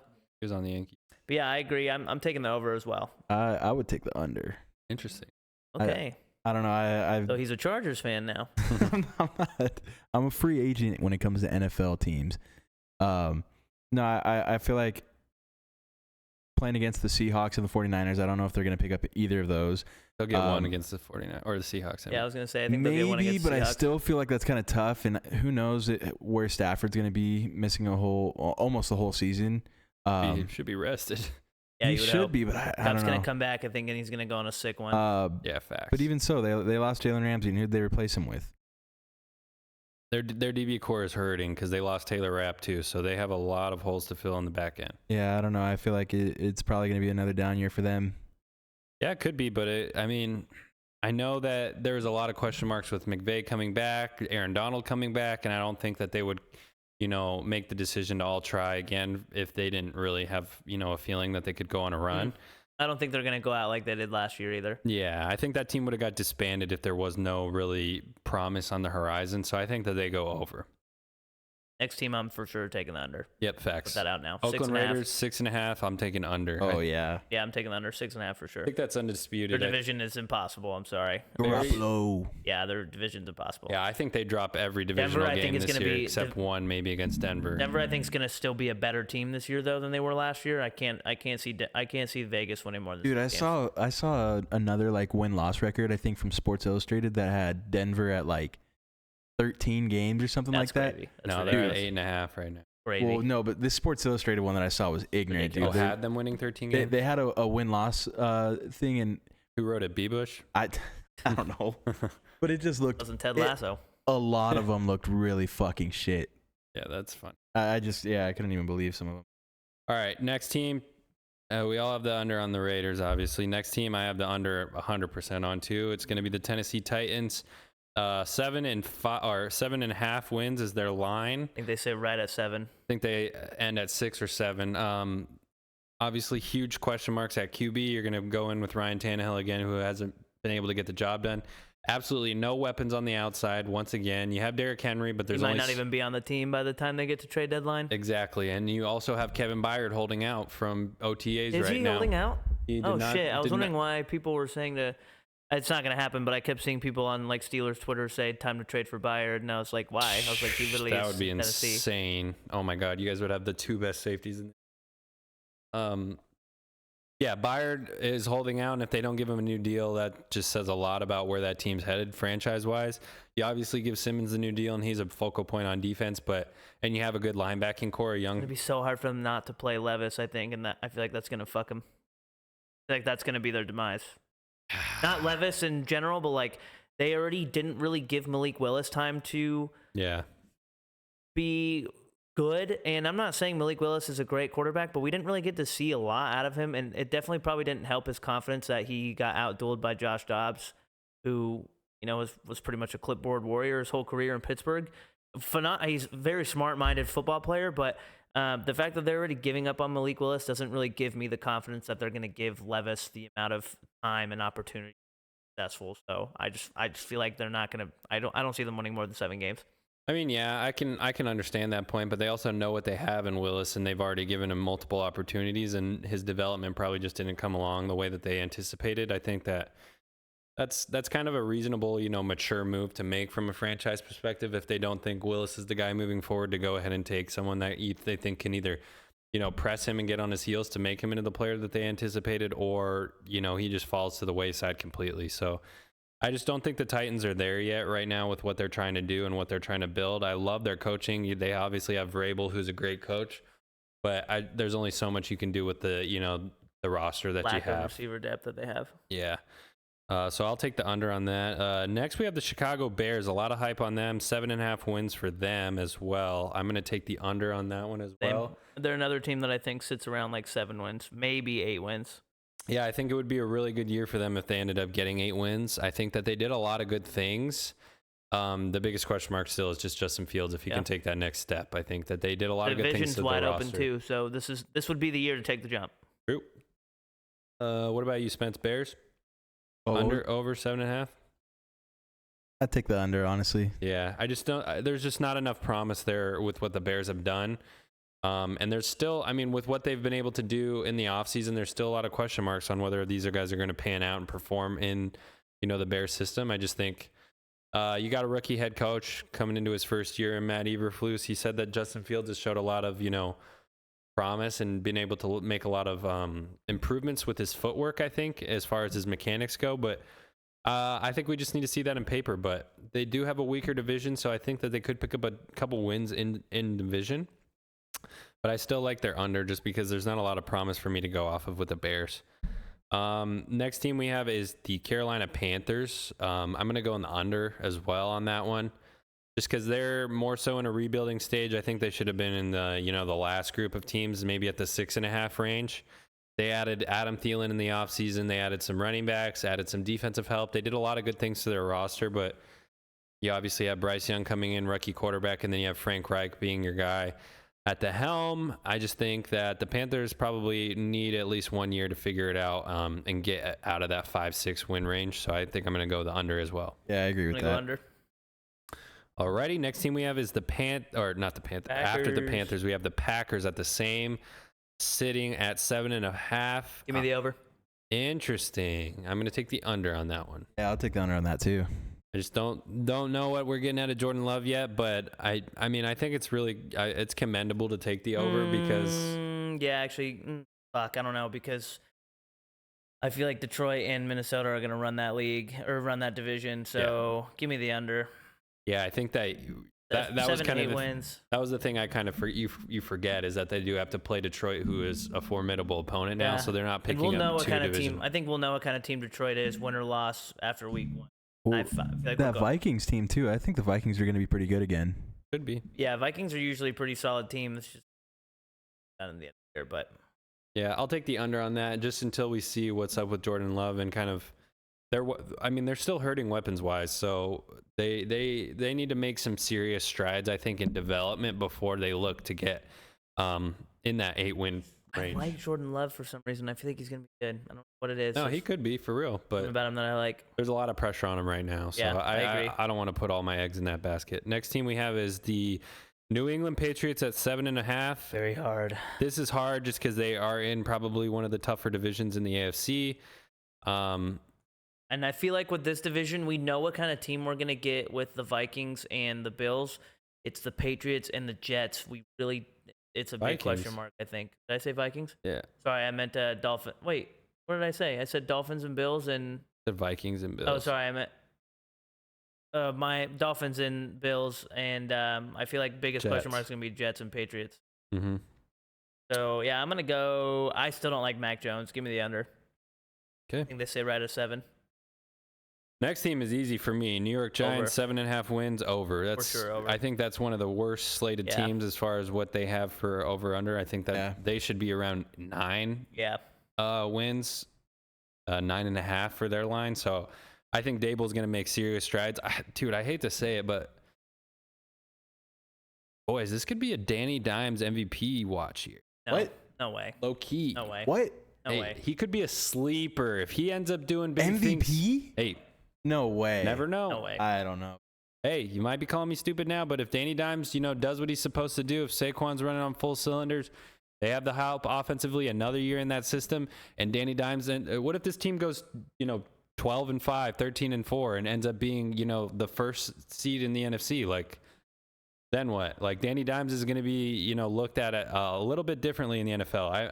I'm not saying, but that's like I think he's already getting looked at a little bit differently now, though. But he did get paid, so that's another question mark for me. He just could suck dick after this. So it's so wild. I mean, I kind of understand it, but like, it's kind of wild how some players do just get paid, and then they're like, "Oh, I got paid. Fuck it up. I'm stuck." But imagine the subconscious release of just having pressure on you your entire life to make money for your family, and everybody around you finally do. Like, playing the toughest game in the world, like at that point, a little bit of pressure has to roll off your back where you're like, oh, I can chill a little bit. And all these players are always pent up for their entire lives. So I think we can't really relate to that situation at all, but I could foresee myself getting a bag and being like, oh, fuck, I accomplished what I set out to do since I was fucking 8 years old. I can actually take a little bit of, my foot off the pedal, but we'll see if Danny Dimes is that type of player. But I think I don't want to say anything like that, but dark horse, he could be a sleeper to be able to be a huge performer and end up being in the talks for the MVP if he performs throughout the whole year and cuts his, turnovers down even more. I agree. So I'll take over on Giants for that one. Next team we have is Minnesota Vikings at 8.5. Give me the over. Yeah, over I think they for finished sure. with at least 9 wins. I like over too, just because experienced quarterback, best receiver in the league, should be able to put enough teams on their heels, but their defense lost a lot of key players. You lose Kendricks. Danielle Hunter is a question mark. You don't have Zadarius Smith anymore. It's just an interesting roster. You obviously pick up Byron Murphy, so you get some DB help, but P2's gone, isn't he? Yeah, he's gone. He's on the Steelers now. So there's glaring issues on that defensive side. And you also have the problems with Dalvin Cook in the backfield. So I don't know. It's really risky to be able to say that we know who the Vikings are. But I think Jay Jettis is just too good, and Kirk Cousins is too consistently good in the regular season. Yeah. They have enough 11 a.m. games to be able to get at least 5 or 6. For them to not win at least 8 to 9 games, I think I just don't think it's possible. Take over. All right, next team is undeniably an under. Under, for sure. Under as fuck. I don't know why if they're you're at a 8.5 Falcons games. fan and you believe in Desmond Ridder to be your quarterback, Fuck that. He could be your quarterback to get you 9 wins right now. to get you 9. Nah. Yes, I agree with Weston to get you 9 wins right now. But I'm gonna say if you believe in him to be your quarterback, sorry, you gotta watch a different sport. I'm sorry. At least after last year, he was young and he was going through his lumps, but he just didn't show a lot of promise. That could be a hot take. I might be exposed for that, but I wanted the Pittsburgh to draft him because he was good in Cincinnati. And Pittsburgh. after paying attention, I love that Pittsburgh. After watching him last year, I just don't see it. I don't see it. Yeah, I agree. Small school. I think he's still adjusting to the NFL coming out of Cincinnati. Just didn't show a lot of promise last year. They're going to run Bijan into the fucking ground after next year. But they also have that other running back, so I think they're going to run everybody into the ground. And they have Patterson still, and that was what they were doing all year last year. Patterson might play quarterback at some point, honestly, at this point. Damn near. At this point. Yeah, I think undeniably under on that one until the quarterback position is proven different. This is one of the hardest teams, in my opinion. Give me over, for sure. You think? Yep. They did enough on defense. I think that they have one of the best cornerback tandems in the NFL but I think now. 9. Who is it? Seattle. I think 9. I think 9 is not. Yeah. They could win 10. They could win 10. You're right. If Geno plays like he played last year, then they're winning 10. You're right. Their offense doesn't even need to be as good as it was last year for them because they have. And they only got better. Yeah, they have better pieces everywhere. I think Smith and Jigba was. Such a fucking steal. I can't believe he's going to be nasty in the slot for them. And I've already seen highlights of him at OTAs. He looks so good. Yeah, him, DK, and Lockett. Geno might play another 3-4 years with Seattle because he's a quarterback because of that receiver. Yeah, give me the over on that one, I think. Yeah. Denver fucking Broncos. This is tough. Under 8 wins. You think? I'm taking it. Too much change in the offseason and too much question marks surrounding Russ still. 8 wins, though, would be definitely, you would think, a win for them, yes, considering how bad that Russ and that team was last year. I mean, it's a moral victory, but considering you gave up all the picks and all the money to get this guy, no, it's still a huge disappointment. Yeah, you're right. You literally got this guy to compete with Mahomes every year. I think I just still like Russ for some reason, so I want, to... Because he's sick on Madden, bro. We got to let that go. I mean, he was sick in real life, but yeah, I don't know. Give me the under. Yeah, I'm taking under, 100%. Give me the over. Hey. Give me the over. I think they get 9. All right, next team, I'm going over on this 100%. Give me the over for sure. I just think that's kind of disrespectful, but they're disrespecting us too, no cap. Yeah, you guys, I was actually going to say you guys. Dude, we've won 13 games the last 2 years. Yeah, what the fuck? I think 8.5 for Pittsburgh. So the next team is Pittsburgh. They're at 8.5. I think that this team personally has only gotten better, and we won 9 games last year with pretty much the same roster. Kenny Pickett's making strides. Again, this team has only gotten better. The AFC North in general, Cincinnati didn't really get that much better, but they're already they're a phenomenal team already. Baltimore definitely got better. Cleveland has definitely gotten better, but I still think Pittsburgh takes the edge, and I still think they get at least 9 wins. Yeah, I mean, Pittsburgh's division's certainly hard, but I don't think that you're gonna. We know the AFC North is gonna trade for most of the teams are gonna trade, and they always do.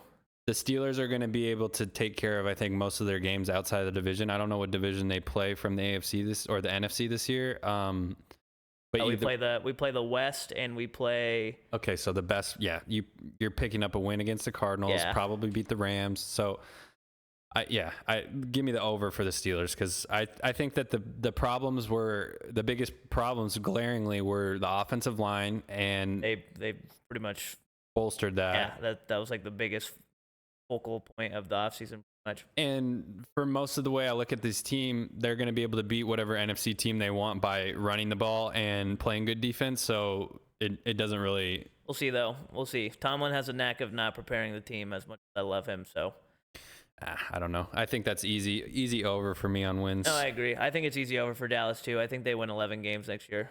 Yeah, give me the over. I think it's at least 10 games for Cowboys. You have to Don't say. get me wrong, but I feel like, yes, the Giants and the Eagles are going to be good. I think the Eagles are still going to run the NFC East, but Can't be as good as they were last year. I feel like Dallas is Lost too much coaches. I feel like Dallas is at a point now where I think they're just going to be consistently a good team with McCarthy. I mean, he's as much shitty decisions as he makes, he's still a great coach. And Question mark is the offensive coordinator change. Yeah, I think Dallas is going to be a 10-11 win team moving forward, at least while Dak is there.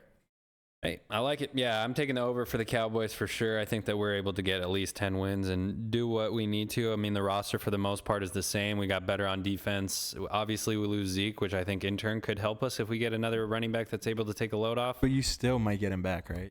Potentially. I mean, Potentially. Next team, give me the under. Gary hasn't closed that door yet. Next team, give me the under. Interesting. Browns, yeah, I'll take the under too. I think that 9. Yeah, I think we just, with the way that Deshaun performed last year, we can't really say that they're going to be a dominant team, and especially one of the toughest divisions in the AFC. There's no way. They're definitely a 9 to 10 win, but I don't Roster, think yeah, I don't think they get any more than 10 wins. That's why I'm going the under. Because I don't know what they are as a team. Yeah. Roster, they're good, but when it gets down to the tough going, Cleveland fans have been saying online that this is their best roster that they've put together since they came back in the league in '99, which they have said the last 2 years. So for sure, yeah, I think that team is an under for sure. Until they prove us otherwise, there's no reason to hang your hat on the Browns being good. Chargers are the next team, and I think I'm going under. Yeah, it's hard. But 9.5 is hard for that division. This is what you think. If we're going under with the Raiders, and the Raiders are 6.5, and we're going under with the Broncos at 8.5, you would think that the Chargers would get at least 10 wins, right? Did they last year, though? I think they got 10 last year. They honestly, I'm gonna go over because I think they beat the Raiders twice. I think they beat Denver at least once. They will not beat Kansas City. Maybe they always. Dude, they get close with them. They lost twice to them last year. That's my only thing. And both games, Kelsey. Yeah, so that's what I'm saying. And Kelsey and Mahomes are, I feel like, playing at a whole new level, new heights, you might say. I saw this comparison. They said Jokic's NFL equivalent is Travis Kelsey. Able to do anything you want, anytime, pretty much, and are going to eat regardless of what the defense does. Give me 10 wins with the Chargers. I mean, they got 6 primetime games. You would hope that they get 10 wins. They're choke artists in primetime. Give me the under. Did you see how they started their season video? They started with it was a receipt and it said 27-0 on it because that was halftime lead. Yeah, so they know. They remember. I don't know. I want to say that they're going to make the stretch, but I don't have confidence in Kellen Moore, and I think there's going to be growing pains in that system with what they're going to be doing. I'm going to take the under. All right, next team we have is Miami Dolphins, 9.5. AFC East, toughest division. This is another team that I think sits right at 9. They say it right at 9 wins. I'm going over. I think they get 10. Yeah, I'm going over for the Dolphins. I think that this is the year that they actually put it together if Tua stays healthy. Yeah, give me the over. All right, next team we have is the Detroit Lions at 9.5 as well. Fuck, this is hard. Give me the over. This is so tough. Give me the over. 9 wins, though, for Detroit would be huge. That's what Foxy always says. 10 wins in a playoff berth. That's all he wants. All right, give me the over. I'm going to ride with Foxy. I'm taking 2. Give me 10 wins. Dan Campbell does it. Makes the stride to get Foxy his 10 wins. Next team. This is interesting. 9.5 for the Saints. I'm going under. Going under for sure. I'm going over. Really? Their division's so bad. I think Derek Carr's good enough to run through at least all 3 teams. At least all 3 teams once. Yeah, I mean, I guess you're right. 10 wins is a lot. And you got to go play at Tampa Bay, which is hot. It's always a day game. Yeah, but they should take that. I don't know because you have Mike Evans versus Lattimore always on that give bullshit. Me the under. You're right. Give me the under. Well, because in my opinion, I feel like What's up with Kamara still? I feel like they beat the Panthers. I don't know actually because that division's so fucking up in the air still. Nobody is consistent. Nobody is ever dominant in that division. I was about to say I feel like they maybe beat Tampa Bay twice, but at the same time, you don't know. I don't think they beat Carolina twice. I don't know. I think the same thing, but Carolina, I feel like, I feel like Carolina will be okay. I feel like might be a good. They're going to be a good 7-win team. I feel like. J.C. Horn comes back. Their defense is buzzing. 8-9. And that's what's so funny about the NFL is like a lot of these teams might only win 7 games, but like you could be a team that only wins 7 games and still be really good. Like It's just how the tides turn when you're playing. So Yeah. give me the under. I think they sit around 9. Yeah, I think. All right, next two teams Now we I get think into are the spicy Yeah, teams. next two teams I think are the most interesting here. We got the New York Jets at 9.5. Give me the over. I think they win 10. Yeah, over 2. I think they get 10. I think the defense is too good, and I think that they right now are making a lot of waves. They'll beat. Rodgers did get hurt in OTAs, but fine. I think he's gonna be rejuvenated. He looked sick You in saw the that, clips right? from. Yeah, I saw that he. Yeah, they thought I Alan think Lazard he just. got hit. I think hurt he just. too, but I feel like he just tweaked his ankle, and they probably were like, "All right, you're done for the day," and the media saw that and fucking ran with it. 100%, and that was the same thing. I mean, Lazard went down, and they thought he was injured, and he just got hit in the nads. Yeah. Oh no way! Is that what it was? Yeah, Oh, that's funny. He tweeted that he just got hit in the balls. So Let's go. I think the Jets have what it takes right now because they were a team that was hovering around this, I think, margin last year when the season wrapped up, and they had no quarterback. So Yeah. I think that I was gonna say they were still like a 7. They were like a 7-win team. Oh wait, they no, had they 8 were in wins. the playoff run until literally the last week. So yeah, against you guys. yeah. Give me it was us, them, and Miami. Yeah. Yeah. Give me 10 wins with them for sure. Next team is really interesting here. We have the Jags I at think it's 9.5. I think you give me the over. Yeah, I think Calvin Ridley's on that team now. I think Lawrence is gonna soar next season. I'm riding the hype too. I think that division's dog shit, like we said, and they might be able to win it. Oh, I think they do win it. Yeah, I think they win it. I think they win it too. I think they win it for sure. And I think, if they perform, they're going to get 5 wins hopefully in the division, and they're able to get 5 more wins. I think 10 is pretty reasonable for them. I think 10 is right. 10 is sitting right where they're gonna go. I think 11 is their. My concern is just what you lose on the offensive line, what you lose Jawan Taylor, and I think he signed with Kansas City, no? yeah, and that's my biggest question mark because that's the tackle that. God, I love talking football, man. I fucking can't wait till it comes back. That was kind of, that's always been Trevor Lawrence's tackle. So I think that you have to replace, the offensive line loss. But if he takes that next step and you just add potentially a top 5 receiver in the league back into your offense, Yeah. I think it's going to do a lot of big things for him. Yeah, I'll take the over 2 with the Jags. Yeah, give me the over. All right, next team. Very interesting here. 10.5 for the Ravens. Give me the under. I'm taking the under as well. I think. Wow, I would take the over. I think they sit at 10. Yeah. 11 at most, but I feel like 10. Yeah. That division, our division is So close. so hard. I feel like the Bengals are even like the Bengals will get to them, but yeah, I feel but like they added a lot during the draft and picking up OBJ, getting Lamar back. oh shit, honestly, yeah, you're right. I don't know. Well, they have a new offensive coordinator, so that's why I'm sitting at 10 right now. What did they do defensively too? I think they win. I don't think they did I anything. think they probably win the division. I think the only thing they did defensively was. You think they win the division? Yeah, Against the Bengals? Oh yeah, Yeah, I forget was the gonna Bengals say. there. Yeah, The only thing they No, did Bengals will win defensively the that I division. can think of is declining Yeah. Patrick Queen's 5th-year option. That's the And only getting thing I rid of can think Roquan. No, they signed Roquan. You're thinking of Chicago. Oh, yeah. My bad. Yeah, they do have Roquan. Okay. Yeah, I think 11 wins to me is their ceiling, but I'm taking the Yeah, under. I think 10-11. A lot rides for me on is if they're whether they can stay healthy or not. We saw them depleted by injuries last year, and they looked like a shell of themselves. So They did. if they can stay healthy and play, Lamar also has a chip on his shoulder, though, so this could be an interesting. Got paid. he also got paid. Fuck, you're right. So that's the thing, dude. That's an ultimate question mark, Over especially here- with a guy that's already won an MVP. Like Yeah, but he's got a lot to prove. I feel like. always. But I don't think he's gonna just take the payday and just sit down. I agree. no, boys, you never know. No, I agree with you. I agree with both of you. I like the Lamar a NFL, lot. it's professional sports. That's just how it is. Yeah, I like the under on that. The division's just too hard for them to. I think it's going to be too close at the end. I think if they do get 11 wins, it'll be in the last week. Okay. Yeah, no, I agree. That's kind of. I feel like that's what usually happens with Baltimore and Pittsburgh. They both end up stacking wins near the end of the year. They lose by field goals a lot. Mm-hmm. They get in close ones. Yeah, all their games are close, so this that's next why. team is very tough as well. I want to say the over so bad, but their division is so tough. The Buffalo Bills. Give me the over. I think they win 11 games. Yeah, I'll take the over. 10.5. Yeah. Yeah, 10 and a I half. think they win sorry. 11. Yeah, 11. I like the over for the Eagles too. Yeah, Eagles are 10 and a half. Oh yeah. Yeah, I think that they both get over. I think Jalen Hurts will win the MVP probably next year. You think? Yeah.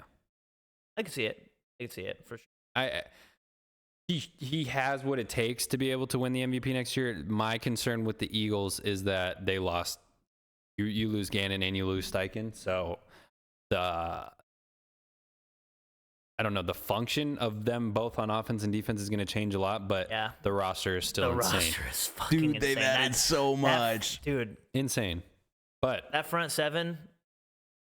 Oh my God, we got to get off their dick, dude. Jordan Davis hasn't done absolutely dog shit. I know, but Nakobe Dean sucks. That front seven still is just. I saw clips of them in the OTA highlights. They look sick. Because Jordan Davis, I know he hasn't Carter done. Too, and I was Nolan just gonna Smith. say, if you have Carter and Davison at the same time, it's like I know one of them is gonna eat because one of them's gonna get They're double both teamed. fat fucks, dude. I'm so pissed about that, bro. Tony Pollard's gonna get his neck snapped. God forbid we give Deuce Vaughn a carry. I was just about to say, Deuce Vaughn's gonna eat, bro. I'm telling you. You just put the camera on me, Spence. Deuce Vaughn next year is going to be a special phenomenal. Teams scrub. I almost said elite, but he won't be elite. But he'll show flashes of being able to be an elite running back in the league. Imagine just Deuce Vaughn going through the hole. Davis picks him up with one arm and just choke slams. I'm saying. What if you just see what if you just see a Deuce Vaughn just absolute stiff arm to Jordan Davis, and then right when he stiff arms Jordan Davis, he just fucking hurdles Jalen Carter. Hey, I don't know. I need Deuce to make me into a believer, but I believe in him so much. Maybe because I'm a short king and he's a short king. I hope he goes off, man. But Lord Almighty, boys, if he turns into Darren Sproles, I will be a Deuce Vaughner. I'll get you a Deuce Vaughn jersey. No, I'll get you a 42. I don't need that, but interested to see what he does. But yeah, give me the over for the Eagles, over for the Bills. Now we're breaking into the 11.5 team range here. We got the 49ers at 11.5. No quarterback starting the season. Reports did come out today that Shanahan is confident that Purdy will. Really? No way. Really? Yeah. Fucking dog. I think I don't know why we were ever doubting him, huh? I still take the under. I think what? 11. I think they get 11 wins. I'd take the over. Yeah, me too. I think they get 12, 13. Yeah, they're menacing, bro. Dude, they're so good. They're menacing. No, I agree with you, but they're about to get a 40-point win week 1. I was just gonna say they're taking an L week 1, so I hate that. that's already gonna be 1 L for them. Kenny Pickett's gonna throw at least. No way. Kenny Pickett week 1 stats. I'm gonna tell you right now: 3 touchdowns, 1 interception. 4 interceptions. I have my doubts because they did lose guys on the offensive line. Oh, voice crack. Line. Yeah, see, I'm fucking scared of the 49ers. Even just talking about them, I'm shaking in my boots. They lose guys they lose McGlinchey on the offensive line to the Broncos. They lose I think they lost another offensive lineman as well.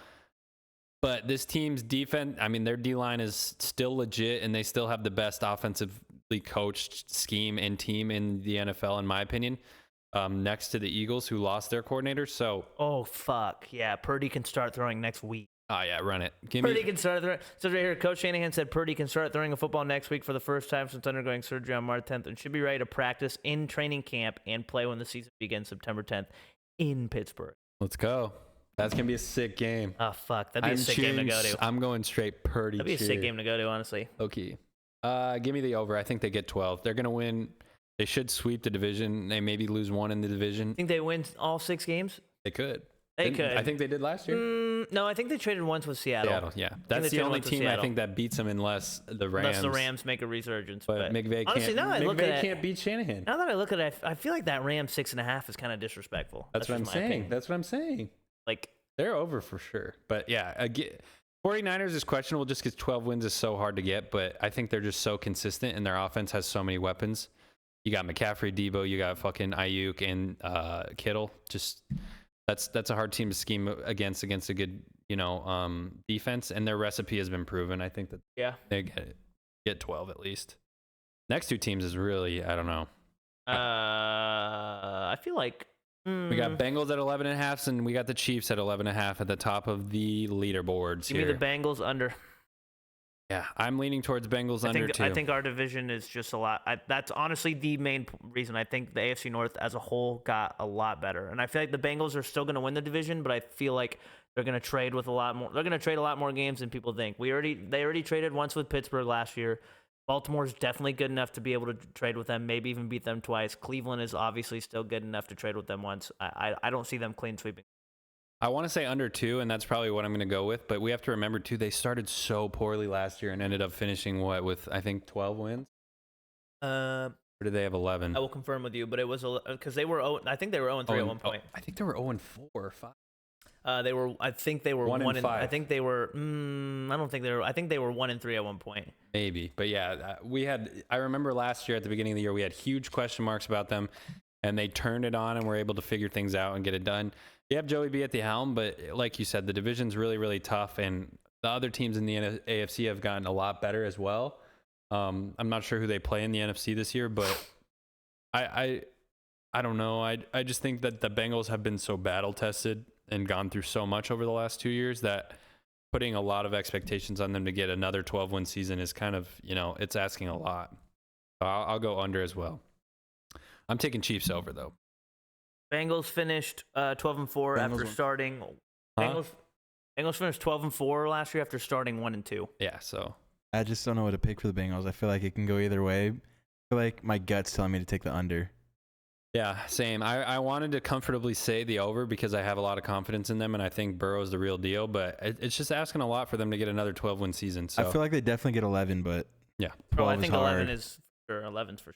Yeah. Next team is easy over for me, in my opinion. Same. I think they win 13 games again. Best team in the NFL. 12-13. Go ahead. I think 12 is guaranteed. KC at 12.5. 11 and a 11. half. Oh yeah, yeah, Gotta- definitely Dude, over. they're gonna beat the Ravens, or they're gonna beat the Raiders at least twice. Yep. Only because they're Super Bowl champs. I just want to look at their schedule real quick. It should be tough. They might beat the Broncos twice, Yeah. I mean, and I think they trade one with So San Diego or LA. they open up. they beat them twice last year. So They open up against the Lions. I personally think that's a dub. it's just you're gonna look through the Yeah. schedule and what teams do you see there? You're like, oh yeah, they're gonna beat the Chiefs. They're gonna beat Chicago. They're gonna beat the Broncos at least once. They're gonna beat the Chargers at least once. I think they're gonna beat the Broncos twice. I think they beat the Dolphins. They beat the Raiders twice. They beat the Packers, I think. Bills next year. Yeah. Oh my God, they play so many fucking good games next year. They play the Bills. They play the Dolphins. They play the Jets. They play the Eagles. Holy shit, they play the Vikings. That might be an L. That could be an L. That could be a high-scoring game, though. That would be a cool game. Two horrible defenses, Is it two in explosive Minnesota? offenses. It's in Minnesota. That'll be lit. Mahomes indoors though is a different animal, buddy. And 125. So we might not see a good Kirk. Exactly. But yeah, I definitely have 11, or I have at least 12 wins for sure, no doubt.